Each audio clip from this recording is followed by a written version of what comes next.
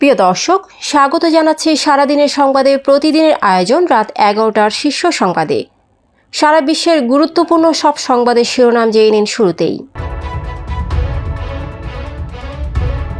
ইরানি কয়লা খনিতে বিস্ফোরণে 50 জন নিহত। সম্পদের হিসাব লুকালে সরকারি চাকরি চলে যেতে পারে।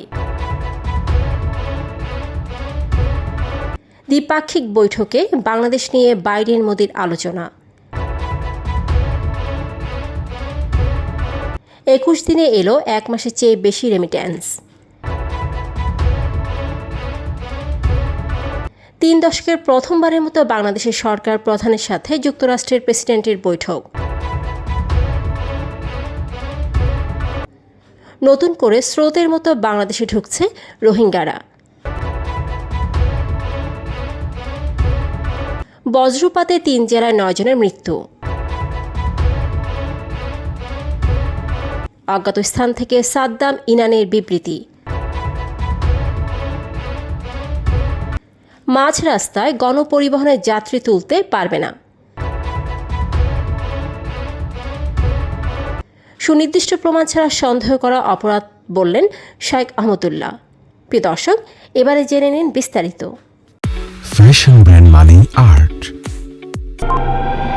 পূর্ব ইরানের একটি কয়লা খনিতে বিস্ফোরণে কমপক্ষে 30 জন নিহত হয়েছে, আহত হয়েছে আরও 17 জন।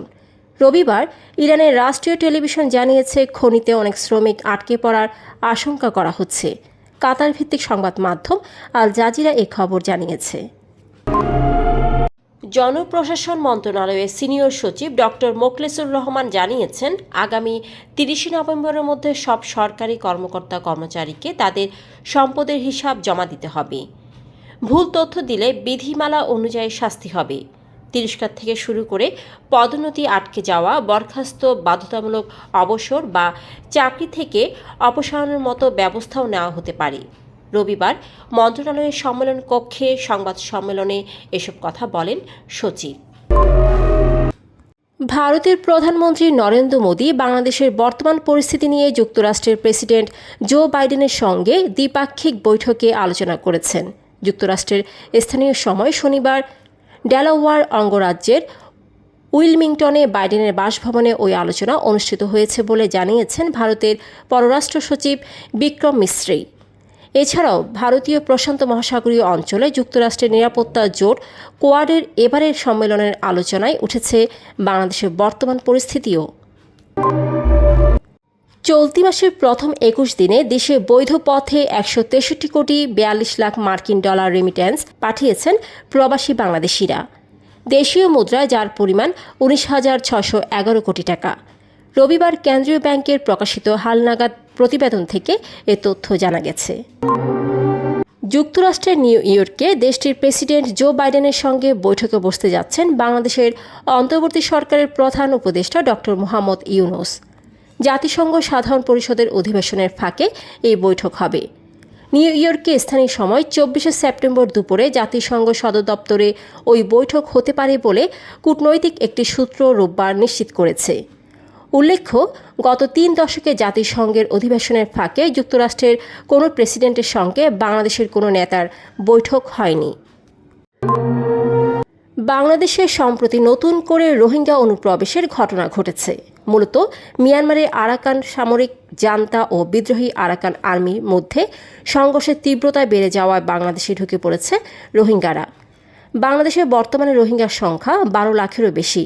এর মধ্যে 8 লাখ রোহিঙ্গা এসেছে 2017 সালের সেপ্টেম্বর থেকে পরবর্তী কয়েক মাসের মধ্যে।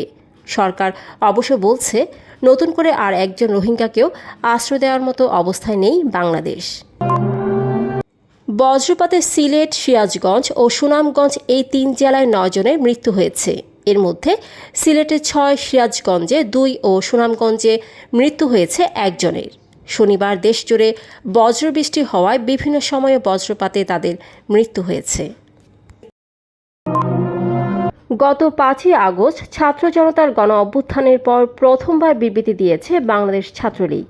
বিবৃতিতে বিচার বহির্ভূত হত্যাকাণ্ড বন্ধ ও নিরাপদ ক্যাম্পাসের দাবি জানিয়েছেন ছাত্রলীগের সভাপতি সাদ্দাম হোসেন ও সাধারণ সম্পাদক শেখ ওয়ালি আসিফ ইনান। রবিবার অজ্ঞাত স্থান থেকে সাংবাদিকদের এই প্রেস রিলিজ পাঠান সাদ্দাম হুসেইন। 5 আগস্টের পর সাদ্দাম ইনানকে আর দেখা যায়নি। ধারণা করা হচ্ছে সাদ্দাম ইনান দুজনই বিদেশে পলাতক আছেন, তবে কেউ কেউ বলছেন তারা দেশেই আছেন। রাজধানীতে চলাচল করা গণপরিবহনগুলো মাঝ রাস্তায় যাত্রী তুলতে পারবেন না। একই সঙ্গে রাস্তায় ফিটনেসবিহীন গাড়ি চালানো ও এলোমেলোভাবে রাস্তায় গাড়ি রাখা বন্ধের নির্দেশনা দেওয়া হয়েছে। শনিবার বাস মালিকদের সঙ্গে মতবিনিময় সভায় ঢাকা মহানগর পুলিশের কমিশনার মোহাম্মদ মাইনুল হাসান এই নির্দেশনা দেন। বিশিষ্ট ইসলামী বক্তা ও আস-সুন্নাহ ফাউন্ডেশনের চেয়ারম্যান শাইখ আহমদুল্লাহ বলেছেন, অপরাধী সন্দেহে কাউকে শাস্তি দেওয়া অপরাধ, এটা আমরা সবাই জানি। তবে ইসলাম এর চেয়েও এক ধাপ এগিয়ে। সন্দেহের বশবর্তী হয়ে কাউকে নিজে নিজে শাস্তি দেওয়া তো দূরে থাক, সুনির্দিষ্ট প্রমাণ ছাড়া কারো ব্যাপারে কোনো ধরনের সন্দেহ করাই অপরাধ। শনিবার তার ভেরিফাইড ফেসবুক পেজে বিচার বহির্ভূত হত্যাকাণ্ডের বিরোধিতা করে এক পোস্টে তিনি কথা বলেন। দর্শক, এতক্ষণ আমাদের সাথে থাকার জন্য ধন্যবাদ। প্রতি মুহূর্তে দেশ বিদেশের গুরুত্বপূর্ণ সব সংবাদ জানতে চোখ রাখুন সারাদিনের সংবাদের অফিসিয়াল ফেসবুক পেজে। Fashion brand Mani Art. Men's, ladies and kids wear art.